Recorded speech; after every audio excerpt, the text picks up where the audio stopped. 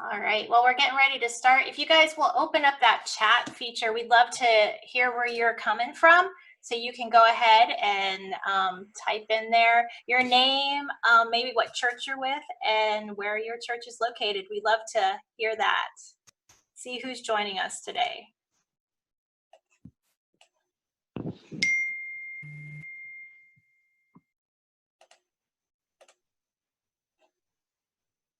Awesome. Hi, Sarai. Oh, we got people joining from all over, chiming in here. Lots of Florida people. Mississippi, Illinois. Awesome. Well, we'll go ahead and get started with some introductions here as we have more people joining us. We're so glad you guys are here. And my name is Carrie. I'm with Nathaniel's Hope and part of the team there. And I help churches with Buddy Break, our respite program. Previously, I was on staff at a church in children's ministry for 17 and a half years. So I have that experience and getting to work with some awesome people through Nathaniel's Hope. But I want to go ahead and turn it over to our executive director, Marie Cook, to go ahead and get us started. Thanks, Carrie. Well, welcome everybody. We're so glad you're with us today. And as timing would have it, today is National Stress Awareness Day.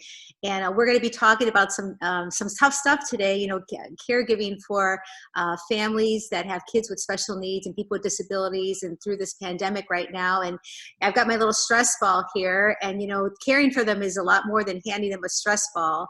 And with me today to talk about this, we've got some experts and some of my heroes from all over the place. And I love the fact that technology can connect us together. But first of all, Heather, if you'd like to introduce yourself and tell us where you're from.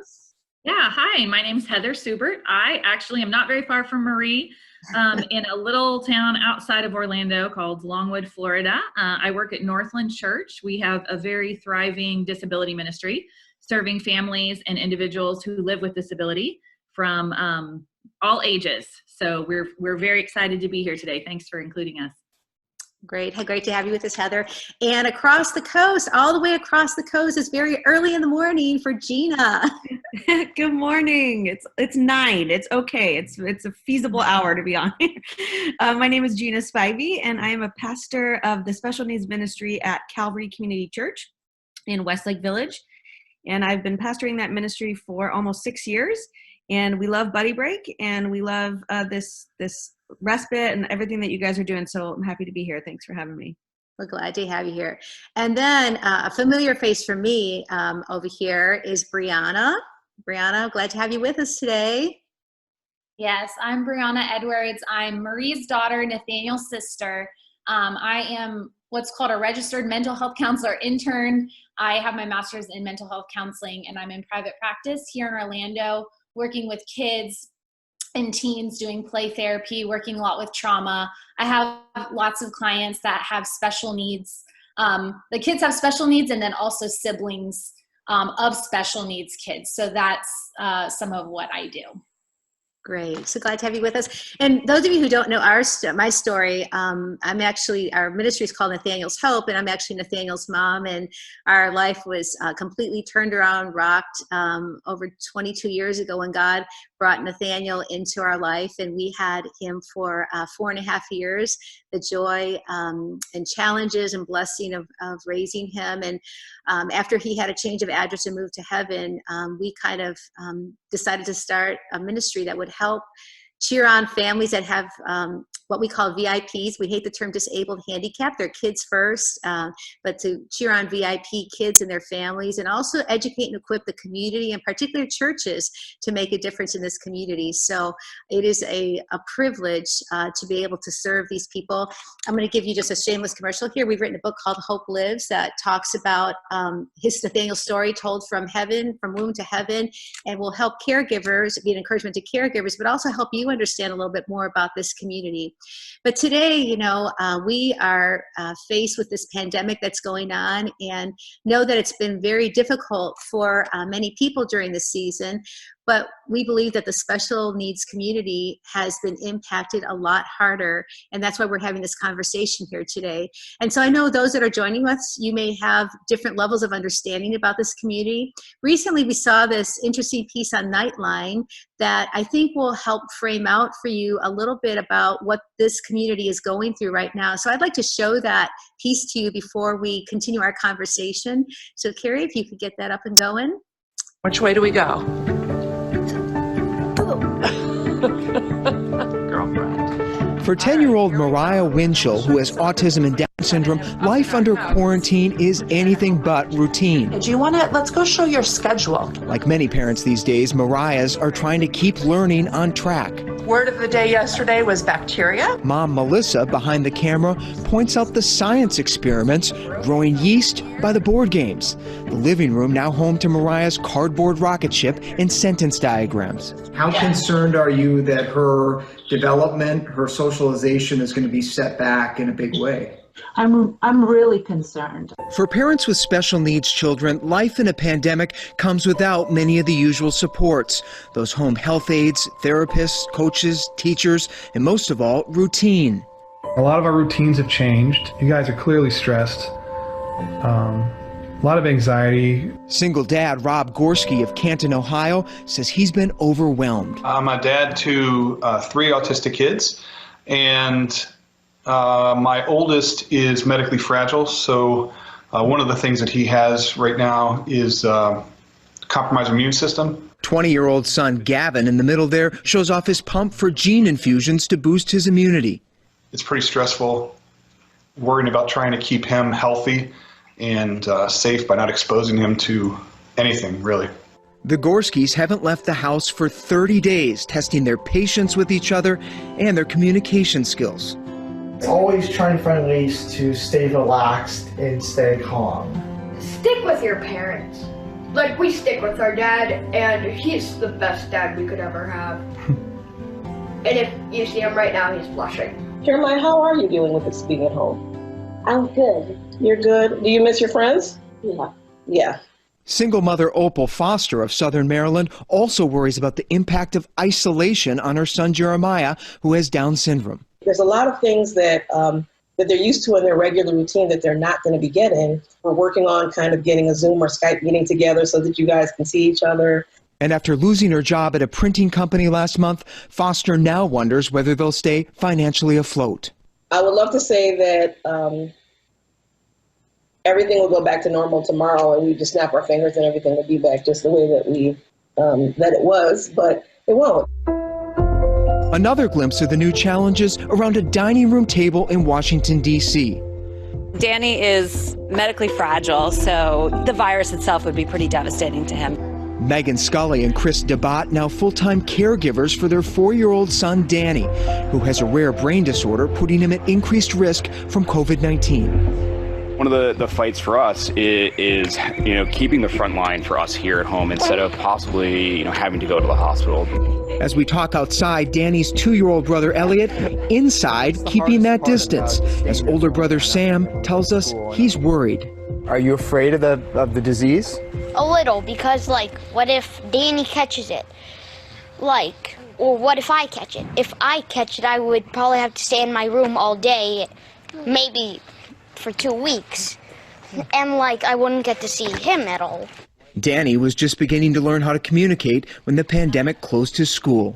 We are homeschooling a 2nd grader, and we are trying to get Danny's therapies in to the best that we can, but we just cannot replicate what they can do at school. And you're holding down 2 full-time jobs That's right. At the same time. Yes, yes. So we're ending the 3-hour shift here. I'm switching off. Moriah and I wrote a story today.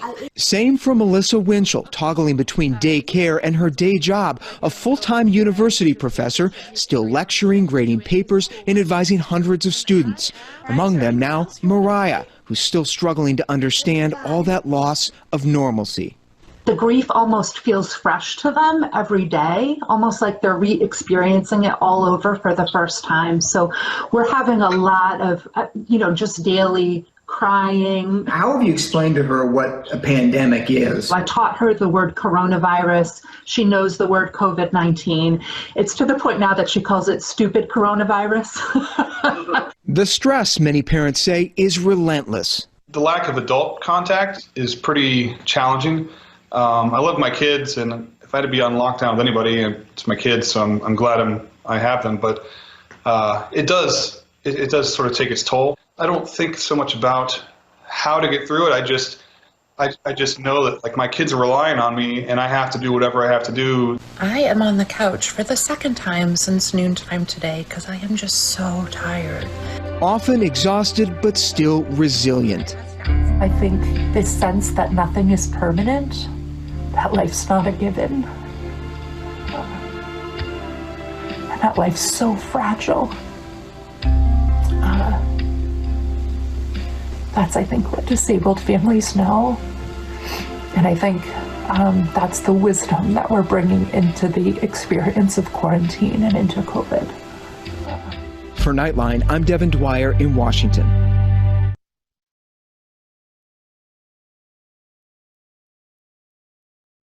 That is a very moving piece, a very realistic piece as we talk about caring for special needs families during the pandemic. On today, what is National Stress Awareness Day? And I'm just wondering, ladies, if you can each kind of weigh in here.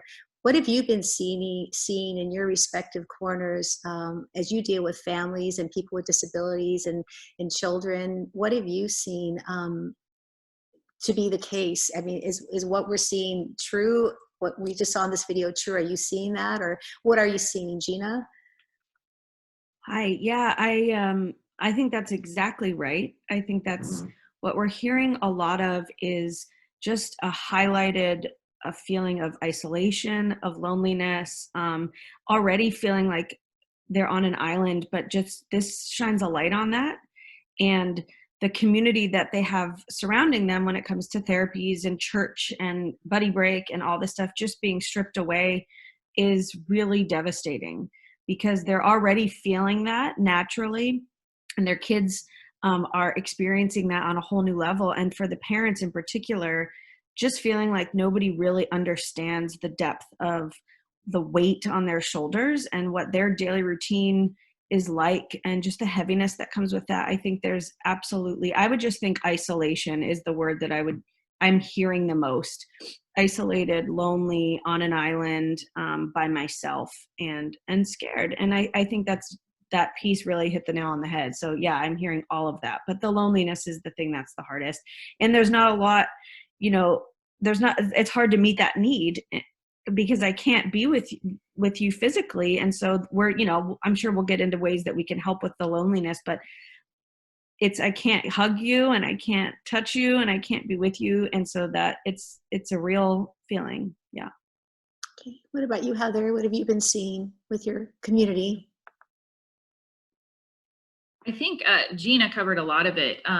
Moriah's mom in that piece said the grief feels fresh every day. She was talking about her daughter's grief, but I think for our families, they're experiencing that too. So it's not only our friends who have special needs, our VIPs, but also their families who really are grieving the losses that they have, of the losses of support and the loss of community, the loss of people who are walking alongside of them. And it's just so heartbreaking to see isolation and grief enter into their lives in a more profound way than they were already experiencing it. So that's just, I think, been the standout message that we've gotten from our families. Mm-hmm.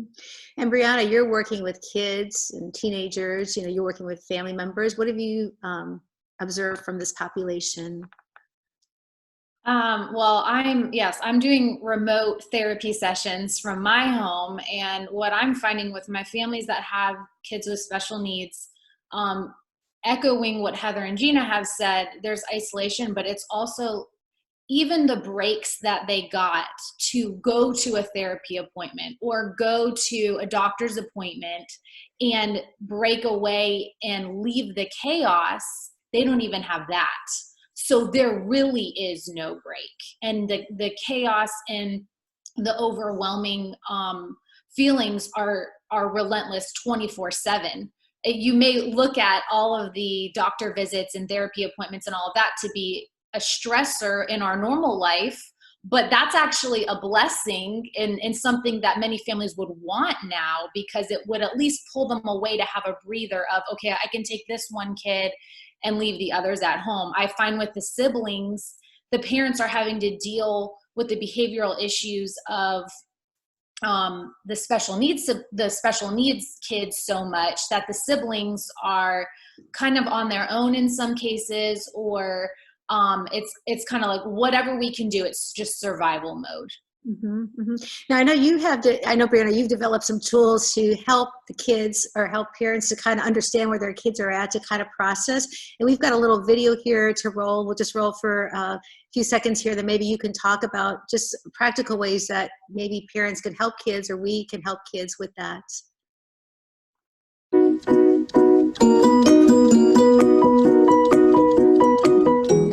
Think of our bodies as an engine, and I have this engine plate to help us gauge how our engine is running. So that's my question to you. How's your engine running? Is it running blue, which is sluggish and slow and bored or tired? Or is your engine running red, where you're really hyper, you have a lot of energy, it's really hard to sit still, maybe you feel anxious or angry? Or are you just right? Which means you're calm right now, you're able to focus. Which one are you in? Let's help out our blue friends right now and do an activity to help bring our engines from blue to green. So what I want you to do now is I'm going to give you a challenge. I want you to pretend that you are either an excited squirrel or a silly snake. Can you choose to do one of those two things right now for 5 to 10 seconds? Be as silly as you can. Are you doing it? All right, now check your engine. Are you feeling? Okay, well, we will stop it there to kind of give a sample of that. I don't know where I am. I don't know if I'm blue or green or red right now. I know I don't want to be a silly snake on here right now. But Brianna, so you're doing, there's things that people can do to help kids through this process right now, whether they're siblings or they're VIP kids or anything like that. Can you just comment on that? Yeah, I would say, well, obviously in that video, you saw the regulation piece. Helping kids understand what's going on in their bodies is much of my job, and then helping them calm their bodies and constantly reminding of different strategies that they can do when they're feeling anxious. I'm finding a lot of kids are having nightmares. A lot of kids are having stomach aches, different things that they're not even aware of what's going on. The parents might not even know the kids are having nightmares if the kids aren't telling the parents. But I think so encouraging, strategies like that, but I realize that might not be your role as it is mine. So, the lack of social connection is really significant, and I find kids are just so bored. But there are apps like, even if you can't go see a family, right? But maybe you could send a Marco Polo through the Marco Polo app, send a video message, have a video relationship with kids. You could play online games. I am finding my kids in sessions love to type. There's a type feature on our video chat platform, and they love typing to me. Could you have a texting relationship with the kids and just send them emojis and have an emoji conversation? There are ways to help with that you can be a support to the family. Like perhaps if you're talking to a sibling through video or typing, and while the parents are occupied with the kids with special needs. Obviously right now, they said it in the video, there's lack of structure. We're all adjusting to the new norm, but in order for kids to feel safe, we need a new norm, and they need the predictability and they need the structure. So even in your ministries, I know so many different churches have done, continued on their traditional Sunday morning services and kids services, broadcasting those online. That's all great because you're helping provide consistency and connections back to their typical life or their normal life as we knew it a couple months ago.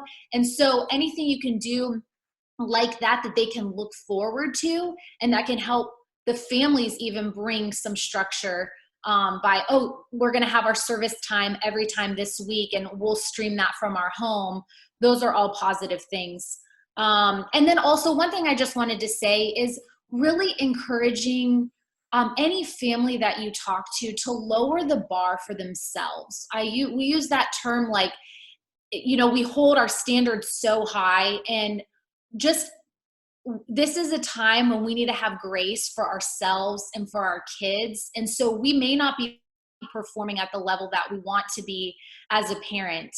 And I would imagine that many parents are feeling critical of themselves, or like, man, I could be doing better. I'm seeing all this stuff on Facebook about how people are cleaning their houses and they're being so productive, but everyone's in a different place. And so just reminding, like, we lower the bar for ourselves, we lower the bars for our kids, and it's okay. There is so much grace, and we celebrate the wins when we can reach that lowered bar, whatever that is. If it's, we got all the kids fed today and there was no one throwing food, that's a win. Like, that is a success. So just encouraging that with whoever you come in contact with, I think is big. That's great, Brianna. And I know you have a resource that's available for free for people to go on. That was a resource for kids. You want to just give a shout out for that? Breeze Counseling Corner? Is that what you're talking about? Okay, yeah. So I have a website, breezecounselingcorner.com. I have a COVID-19 resource page. And as you saw the YouTube video, I'm creating videos here and there with different calming resources that you can use. And it works for adults too, not just for kids. It does. It works for all of us. Yes. Okay, great. Gina, you've been doing some pretty incredible things out in California right now. Oh yeah, we're just trying, like everybody, to have a new normal, like Brianna said, and not reinvent the wheel completely, to bring some of, like she said so eloquently, some of that stability and some of that routine, but also find new and innovative ways to connect with our families. And yeah, it's just been a pleasure. It's been a joy. We've got a little video here, I think, that we can show that kind of highlights some of the things that you've been doing as a church right now to reach out to families. So let Carrie roll that right now. So we all know it's a crazy season right now, and it's kind of tricky to do ministry the way that we're used to doing ministry. But we in the special needs ministry are taking this opportunity to really dive deep.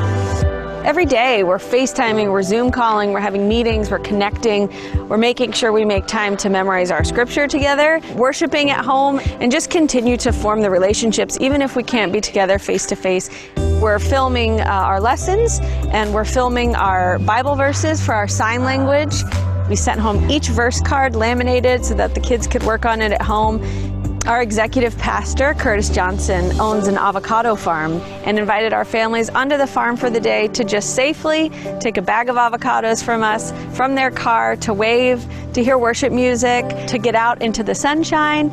We also had an opportunity a few weeks ago, some friends of ours that live across the street, they have a daughter with Down syndrome, and they said, you know what, she's really having a hard time processing what's happening. She's missing you, she's missing her friends, she's missing church. Can we just drive by? And it blessed us to just know that that worship doesn't exist only in our building, that it's more important now than ever before to worship, to praise out to God, to have our kids praising God. It's a time to engage more, it's a time to focus more, and it's a time to continue to just live and love like Jesus, whatever that might look like for you, whatever community you're in, that's the place to do it. That video just blesses my heart, Gina. I do. Especially I'm drawn to the story of how you guys did the worship with the girl who was having a tough time. Can you talk about that a little bit? Sure. Yeah. So this is a family that, they actually live right down the street from us. And the people that you saw in that video, just so you know, they all live here. We have a back house. So we were appropriately socially distanced, I promise. But we all live here together, and we all love this little girl, Gigi. And she was just feeling all the feelings that we've talked about, just lonely and confused, her mom sent me the saddest picture of her just at the front door wearing her Awana bag, just like waiting to go to Awana. And she said, I think it would just do her good to just see your face. Can we just drive by? And we were like, no, we're going to do one better. So we just brought our speaker into the street, and we cranked up her favorite worship song, and we did the motions, and she did the motions from her car. And there wasn't a dry eye when she drove off. And it was one of the most beautiful, most Holy Spirit led worship sessions I've ever had, just knowing that like that worship is so much bigger than the program, and it's so much bigger than the church building, and that, you know, church is wherever we are, and we're gathered together and worshiping God. And so we've been doing little things like that wherever a need pops up. We have another family, a buddy break family, that just yesterday was like, I can't do this for one more second. I'm done. And so we just had a group of people, like one at a time, driving over there and taking loads of laundry. Like, we're going to just take a load of your laundry. We're going to take it home, and we're going to wash it for you. And we're going to wave from our window. Just human contact. She's a single mom. She lives in a 1-bedroom apartment with 2 sons who both have pretty involved diagnoses. And so she was overwhelmed. And just a little thing like, we're going to take laundry off of your plate, and we're going to wave to you. You're not alone. We see you and we love you. It does a lot. I mean, I wish I could do more. I wish I could give her 3 hours of respite. You know, I wish that there was always more I could do, but just those little things really go a long way in making somebody feel like you see them, and you haven't stopped seeing them and loving them and understanding their situation. So that's a great point. The little things actually are big things, Gina, you know, and it's not really about a program. It's not having, I have got this program that I do, but you are looking at the needs and you are meeting the needs one by one. And I know, Heather, you guys have been doing things to meet needs over at Northland as well. We have, and I just want to say, I'm just so impressed, Gina. Like, it actually, I'm a crier, and that really choked me up, the way that you're loving your community so well, and the way that you're thinking outside the box, because it's really what we have to do right now, is to look for every opportunity to demonstrate Christ's love to our families. And sometimes we have to get really creative. I do think that it's very important to, you know, the phone calls and the video chats, to keep that connection, to check in with our families, to make sure that they know that someone on the other end really does care about them and cares about what they're going through, because we maybe can't change their situation, but just having a listening ear and having somebody point you back to Jesus and point you to the fact that he is with you and he loves you, and he's gonna be walking alongside you in this season. So just thank you. I mean, that was so encouraging to me to see the work that you're doing and the way that you're loving families. We've tried to do a lot of the same things. The phone calls, we actually had our buddy break team divide up our families, and we matched them up. And so they have people that are calling or emailing or texting multiple times in a week just to say, I'm here, not only with the parents, but also with the children, so that if mom needs to take a break, they can go read to, you know, they can video read to a child, or have that 15-second, 15-minute break where they're engaged with somebody else, and mom can just sit and relax. We're also trying to check in with moms. And besides doing that individually, we've set up some groups. We're trying to use free resources that are available, both Facebook Live.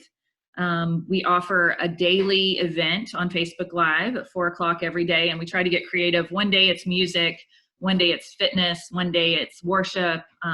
So every day at 4:00, anyone can log on to Access Ministries at Northland Church and just see familiar faces and participate in the things that we have going on. I think the next picture that Carrie has is just 2 of our worship leaders who are also safely socially distancing.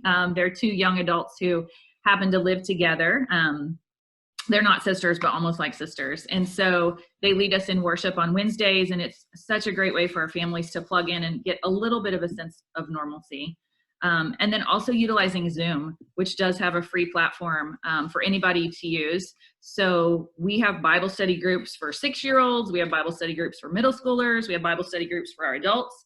We try to keep those at the same time that we've had them when church was meeting, so that there is that sense of scheduling and normalcy, I think, that Gina mentioned. And a way for them to see each other and encourage each other and to engage with each other. So that's some of the stuff that we're doing. That's really good. And so when we're talking about these things, so Heather, go ahead and give a shout out to your, so people can access that. So maybe somebody can't do all the things you're talking about, but how can they reach you? How could they come on? Absolutely. So our Facebook page is Access Ministries at northlandchurch.net. And every day at 4:00, we have something that people can plug in and participate in. So we want to keep people up and active and moving, hearing the word of God, and seeing some of those familiar faces that they know love them. And we do interact in the chat feature on Facebook Live. So we'll have 2 people leading it, but somebody acknowledging every single person that enters to join us so that they know that we see them, we see that you're here. And it's just, again, a very, very small touch point. But we try to do multiple touch points throughout the week so that they know that we're all in this journey together. That's awesome. So Carrie's going to go ahead and type that on the, if you could type that in the bar, Carrie, what that is, or Heather, one of you, so that people can access that. And I know Brianna's got to hop off right now. She's got to go talk to more kids right now. Do you have a closing thought for us, Brianna? Oh, you're muted right now. You got to unmute yourself. Sorry, I'm leaving you in good hands because these ladies know what they're talking about. Thank you for letting me join. You guys have great stuff. Have a great day. Okay, God bless you. Bye. Okay, so so obviously you all have done some great programs, and if anybody has a question right now while we're chatting, go ahead and type it in a chat box, and we'd be happy to address it. But so we've got great ideas for programs. But really, when we talk about the greatest needs that they have, I mean, it's the stress factor these families have. It's the isolation of the caregiver, and it's the unique needs of the kids as well that they may not understand what's going on right now. But let's talk about the caregiver and what we can do maybe to help the caregiver, so we don't have to develop a program. What are some practical things that we can do to let the caregiver know that, they're not alone, I guess? I would just say, like Heather mentioned, those phone calls, they're really important to make a connection point, but also to hear some of your practical.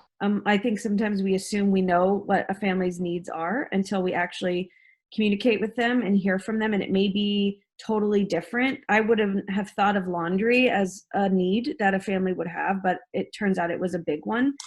So I think really communicating and then listening and then doing your best to help however you can practically. And even if you can't meet the need, like I have a lot of families, we talked about this, that are grieving the loss of buddy break, that are grieving the loss of those 3 hours. And even if I can't provide that, if I can take a Zoom call for 25 minutes with their VIP, and that gives them 25 minutes of respite to go take a shower while I'm just talking to their kiddo on the phone, that's something. So I think it's the communication piece, and I think it's not being afraid to reach out and then reach out again and then reach out again. Just because you reach out one time, in 2 weeks from now, they may be needing something totally different than they needed 2 weeks ago. So just making sure that we're constantly in touch. Right, and really the longer we're in this, like just that we can, and of course praying, over the phone with them. Totally. Right. Multiply. Yeah. Well, and the longer we're in this, we're seeing the needs intensify for the families. Oh. And there's I was going to say, so we have the connection points, and I'm going to let you jump in, Heather, here, but also the practical things, like you said about the laundry. But if you're going to the grocery store, why not even call the parent up and say, can I pick up groceries for you? Because to take a medically fragile child out, or a child with a compromised immune system, if you've got a single mom that may have children with special needs and they just can't go out, that's just a practical thing to help. Or even bringing a meal over, giving them a break about bringing them a meal over so they don't have to cook, and somebody can just take care of a practical need that they have. We developed an email address that sort of, we talked about this last week, but it's just help@calvarycc.org. And that's where if a need comes up right away, and they can just email help@calvarycc like that. Like I'm out of milk, or I need eggs, or whatever it is. And then we shoot it out to our group of people that have said, I'll help in any way that I can. And then they just meet it. So like we have a mom with 2 sons who are both medically fragile, and she has groceries lined up for 6 weeks. Somebody who's said every week for the next 6 weeks, I will do your grocery shopping for you. And so it's just as simple as that, as like just even at a buddy break, you take the people who are willing to help and the people who have something that they need, and then you just, match it up. So an email address is a nice thing to do so that it sort of funnels the need, and they know that they have that available whenever, if something pops up at the last second. That's good, Gina. What about you, Heather? So I think the question was, how do we help our families? Was that the original question? Because I hate to just parrot what Brianna said, but I think lowering the bar is so important. I had a mom that called last night really upset because her 15-year-old had not met the outcomes for a speech therapist to be in his age range. And then we talked through all the things that he was really good at, right? And all the positives that were going on, because it's really easy in this time. Even as we were watching that video, in the very beginning, Moriah's mom and all the things that she was doing with Moriah, like I instantly went to that place in my head because I have 3 kids at home that like, oh my gosh, look at everything she's doing. That's amazing. And we have to help our families stop comparing themselves to other people, because we all do process trauma differently. And so to kind of help give them that lens to shift their thinking and to realize that God can work in every little thing that's happening, and it doesn't have to look the way that they expected at the beginning of the day.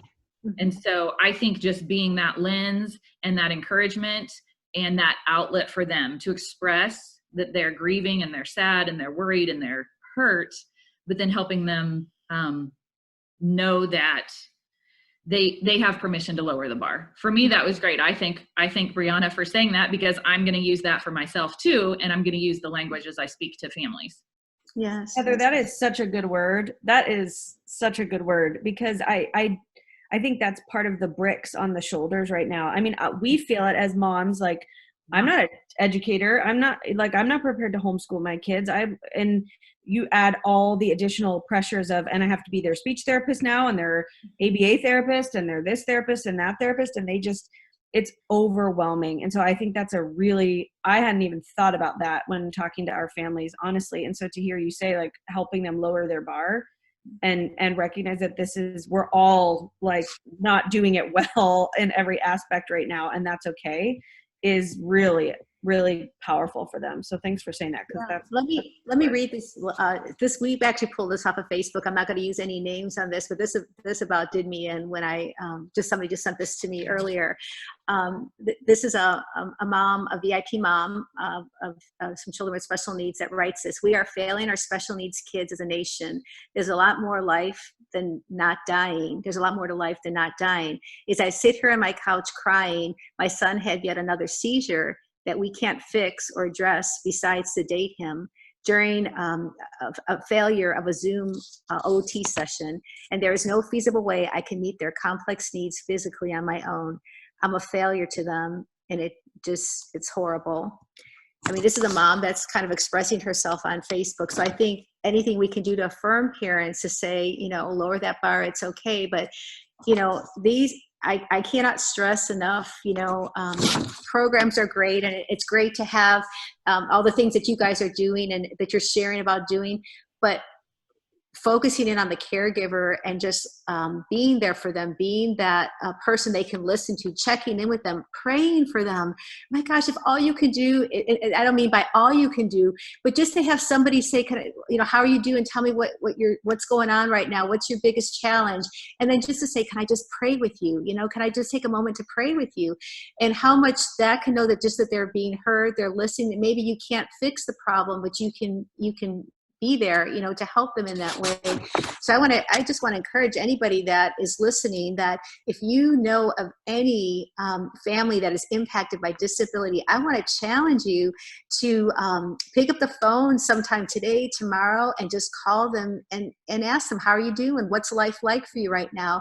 And to just pray for them. Maybe there's nothing else you can do because you're in shelter and you can't go out. Maybe you can't go out and help them with a store need or something like that. Maybe there's nothing more you can do, but just to call them and pray with them, it's huge right now to do that. We always have a thing that we do I had this on my computer, so it's melting now, but but we have Kit Kat bars. I mean, I want you to think about this. Every time you see a Kit Kat bar, we always tell people to pray for families that need a break, you know, because this break right now isn't just during this COVID-19 season. These families, it's intensified right now, but they live in this constant state. So I want to challenge you, every time you see a Kit Kat bar, to remember to pray for families that need a break, you know, not just now, but beyond this, you know. And then our little commercial, they say, start a buddy break. It's a respite program that your church can do for 3 hours once a month, and it will bless the socks off of you to do that. It's a connection point.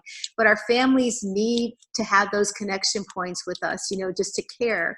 And caring doesn't, it doesn't. Can I add one thing to that, Marie? Yes. Sorry. Can I just add one thing that I wanted before I forget, because I'll forget. Buddy Break is so relational. The way that you that the program has been designed, it's very relational. It's very interpersonal, and so I think the other piece is to employ your buddies that have real friendships with these VIPs to continue to reach out to them as well. So it isn't just the coordinator that's reaching out to these families. The way that this mind is that they've made friends with every week, and so that means a lot into the caregiver. Did you lose me? Am I frozen? We did lose you. Did you lose me? Oh, was I frozen in a bad way? Oh, no. You will have to watch this. I knew that was going to happen. You're like looking like this, but no. Great. But you were talking about how people that are involved with buddies in a program like this, they need to reach out. Like anybody can reach out like that. And even if you don't have a buddy break program, that's what I'm saying. Like think about your neighbors, your family members, co-workers, anybody, just people in your church that you see. Just think about how you can reach out, because that will make a tremendous difference to know that somebody loves you and they care. You know, I wanted to mention, so the Buddy Break is the monthly respite program. We did something creative, a little bit out of the box, and we created a virtual Buddy Break that we're hoping will give parents just even a half-hour break, a 40-minute break, or however long, you know, the episodes are, we do. But we're trying to engage the elements of Buddy Break, as Brianna talked about earlier, about the consistency. We're trying to say, okay, you can encourage your families to watch this, or it's a tool that you can have that. It was very cool because we had people from around the country contribute. They sent in on their simply on their cell phones like this. They recorded stories and songs and object lessons and crafts, and we kind of put it all together. And we have our Nathaniel character in it. It's called our virtual Buddy Break. So you can also check that out on our Nathaniel's Hope YouTube channel to kind of see that we've got another episode coming out this Saturday. But appreciate that effort to try and give families a break. But it comes down to communication.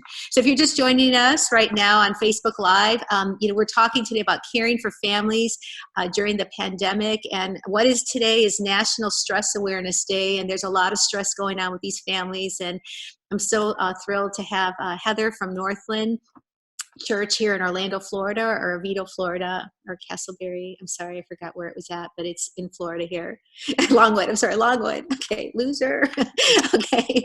And then we also have Gina Spivey all the way on the West Coast, just kind of giving you some perspective from California, from Calvary Community Church, who's the special needs director there. And just excited to talk to you guys today. And I know we're going to be kind of winding this up right now, and wondering if you might have any closing thoughts that you would like to share with our people that are listening in, and as we talk about caring for families in this season. Heather? Okay, so I think my guess is a lot of the people that are in special needs or disability ministry, we're all doers and fixers, and we want to be active. And I just don't want to forget, you touched on it, Maria, I don't want to forget how important prayer is, to pray for our families and to pray for our ministry and to pray with them, because I know that is a gift that you give me almost every time we have a conversation. You say, how can I be praying for you? And then you stop and actually pray. And that means so much to me. And I know it means so much to our families. So I think, you know, we've covered a lot and we've talked a lot about things we could do, but I think a great place to start is prayer. Okay, that's good. Gina? Yeah, I would just encourage, you, the community, the Buddy Break community, and other churches that maybe aren't doing Buddy Break, but have a love for people who are marginalized in any way, that this is the church, and that even if we're not in a building or we're doing a program, like we said, that we still are the Big C Church, and that we still have a responsibility and a role to play in shepherding the lives of our community around us. And you may need to get creative, like Heather said, I am a doer for sure. And so you may need to get creative, and you may need to reinvent some way to do it, but do it and love your people well, and just, live and love like Jesus wherever you are, however you can, and recognize that the needs of the people around you are heavy, but you can be a light in that community. And I would just encourage you to continue to do that. And I will be praying for sure for everybody who's doing that, for the people that we love the most. So I just love you. That's great. Thank you, Gina. You both have given such tremendous insight today. Thank you for how you are loving well the communities that God has entrusted you with. And I love and appreciate you both so much. And I hope that for those of you who have tuned in with us today, that this has been an informative time for you. Maybe you just didn't really think about the needs of this community, and you have a better understanding. Well, I just want to encourage you, start one at a time. Start one at a time. Be Jesus with skin on to these families, just love them well, as Gina said. Pray for them, as Heather reminded us, every time you see a Kit Kat bar, remember to pray for them and think about how you can give them a break, whether it's an emotional break, whether there's something you can do to practically help them. I mean, whatever it is, but just understand this community, needs us right now. And so I encourage you to reach out to them in some unique ways. And if we can help you in any way, we're Nathaniel's Hope. You can visit us at nathanielshope.org. And you heard them talk about Buddy Break program. We help churches start respite care programs. And so would love to work with your church to help you start respite. And our specialty is to train people that don't know a lot about disability to get comfortable with it and to be able to reach out with a tool like that. So I want to thank you for being with us. And Carrie, thanks for being a great technical person. I know we had one question just come through that it might be a question other people have, is what does VIP stand for? Because I know we use that quite a bit today. So okay, why don't you tell them, Carrie? For sure. So we call our friends with special needs and disabilities VIPs because they are valued and important people. So that's just something we use, and feel free to use that in your ministries as well if you'd like. Well, we hate the term disabled handicap because they're people first, or kids, adults are people first, and that's what we want to emphasize. That their disability does not define them, and they may have to have challenges to overcome, but it doesn't define them, and we're all equally valuable in the sight of God. And so I encourage you, you might be watching today and you stumbled across this, and maybe you've never engaged with somebody with a disability, and I encourage you to take that step and to be a friend, and you'll find out that you're probably going to walk away being a lot more blessed, engaging in a relationship with somebody that maybe you've never engaged with before. So thank you for joining us today in our session of caring for special needs families during the pandemic. And we hope to see you again soon. God bless you. Bye.